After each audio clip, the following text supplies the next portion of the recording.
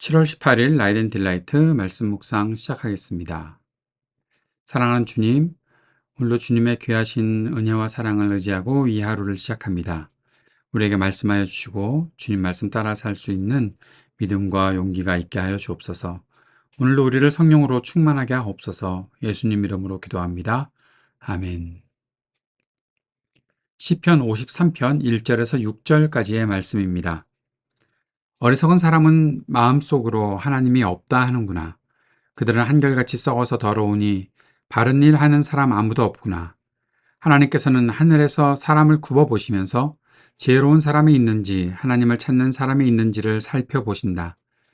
너희 모두는 다른 길로 빗나가서 하나같이 썩었으니 착한 일 하는 사람이 하나도 없구나. 죄악을 행하는 자는 다 무지한 자냐. 그들이 밥 먹듯이 내 백성을 먹으면서 나 하나님을 부르지 않는구나. 하나님이 경건하지 못한 자들의 뼈를 흩으셨기에 그들은 두려움이 없는 곳에서도 크게 두려워할 것이다. 하나님이 그들을 물리치셨으니 그들이 수치를 당할 것이다. 하나님, 시온에서 나오셔서 이스라엘을 구원해 주십시오. 하나님께서 당신의 백성을 그들의 땅으로 되돌려 보내실 때에 야곱은 기뻐하고 이스라엘은 즐거워할 것이다. 아멘. 시편 53편은 시편 14편과 같은 시입니다. 지난 5월 달에 저희들이 시편 14편 말씀을 주일 말씀으로 나누었었는데 5월 14일 시편 14편 말씀을 한번 들어보시는 것도 좋을 것 같습니다.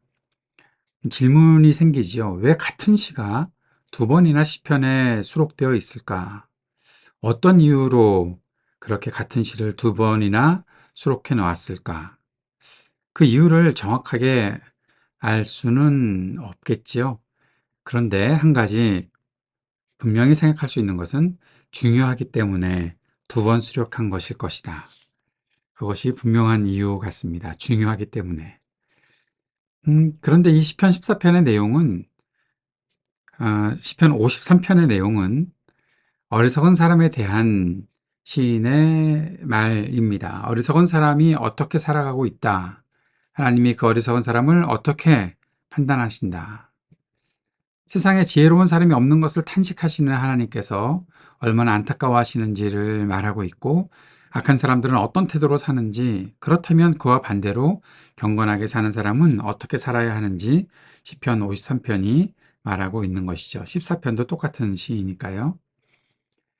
시인 다윗은 52편에서 악한 일을 자랑하며 경건한 사람을 괴롭히는 사람들이 얼마나 간사하고 어리석은 사람인지를 말했었습니다. 53편에 이 14편과 똑같은 53편에 이 시가 52편 뒤에 와 있는 것은 어떤 면에서는 다윗이 괴롭힘을 당하고 있었을 때 그들이 얼마나 어리석게 경건한 사람들을 괴롭히는 자들인가 그것을 이야기했고 그것에 대해서 조금 더 부연 설명하기 위한 이 시를 여기다가 넣어놓았던 것은 아닐까. 물론 시편 한 편 한 편이 다 독립적인 기능들을 하고 있지만 이 구성이 이렇게 되어 있는 것에는 그만한 이유가 있지 않나 생각해 볼 수 있습니다. 52편에 나왔던 내용들을 조금 더 부연 설명하면서 하나님을 모른다고 하고 하나님을 없다고 하는 어리석은 사람들의 모습을 나타내고 그 안에서 하나님을 믿고 신뢰하는 사람은 어떻게 살아가고 있는가, 어리석은 사람과 어떻게 다른가를 말하고 싶어 했던 것이죠.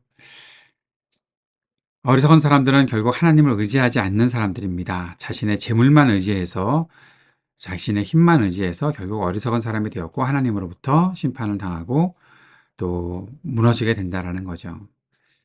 하나님이 없다고 했던 사람들, 그들은 착한 일, 옳은 일을 할 생각이 전혀 없는 사람들입니다. 왜일까요? 하나님이 없다고 생각하기에 악을 서슴지 않고 행하는 것입니다. 하나님 앞에 경건한 마음으로 사는 사람들을 무시합니다. 그리고 그 경건함을 가지고서 살다가 결국 가난하게 되는 사람들을 긍휼히 여기거나 사랑하지 않고 그들도 무시하고 더 그들의 모든 것들을 다 무너뜨리려고 하는 것이 바로 악한 사람들의 태도다라는 사실을 시인이 말하고 있습니다.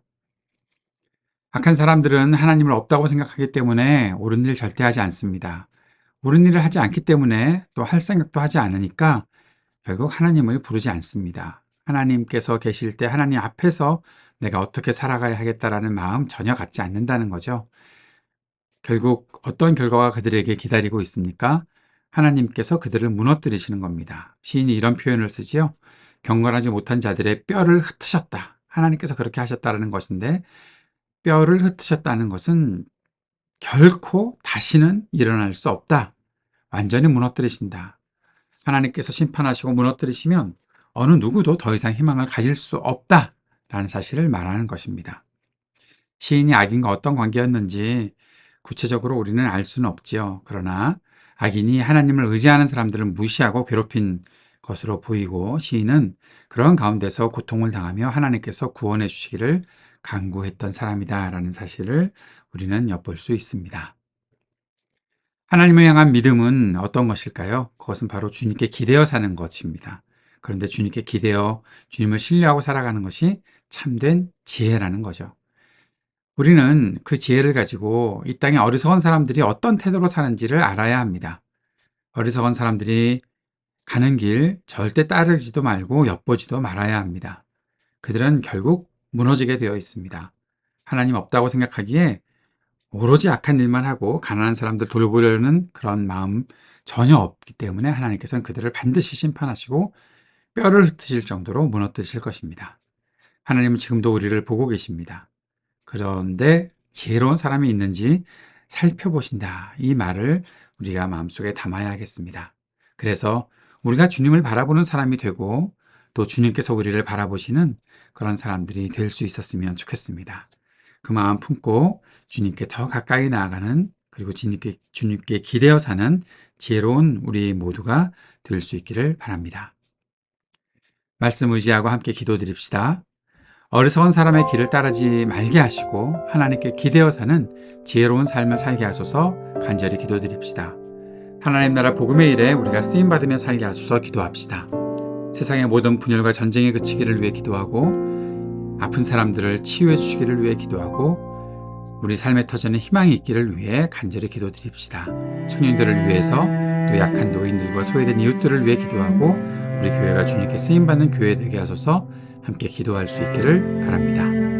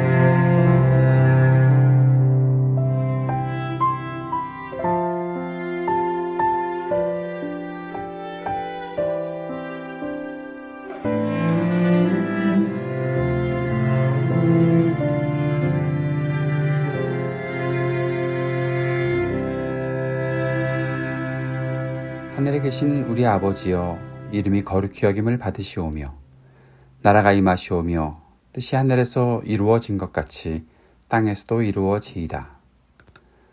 오늘 우리에게 일용할 양식을 주시옵고 우리가 우리에게 죄 지은 자를 사하여 준 것 같이 우리의 죄를 사하여 주시옵고 우리를 시험에 들게 하지 마시옵고 다만 악에서 구하시옵소서.